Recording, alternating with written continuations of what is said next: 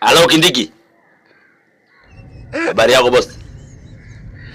Hii fire unasema fire si fire. Moto si moto. Unamaanisha nini mheshimiwa? Ama unataka kuchoma wananchi?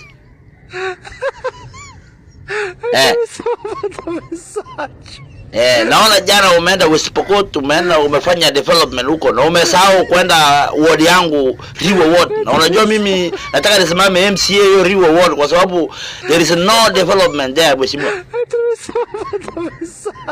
Hapo ni zero development. Mimi sijafurahia hujafika Riwo ward, na Riwo ward ndio hakuna chochote ambayo inaendelea kule. Wananchi wanateseka. Hata ile gari yako umetumia mheshimiwa, unajua ile gari haina nguvu. Ningependa ukuje Coastline Motors iko Mombasa, ununue gari yenye iko juu iko nzuri, yenye inaweza fika huko Riwo, kwa sababu Riwo barabara ni mpofu, mashimo ni mingi. Asante sana. Pure kabisa.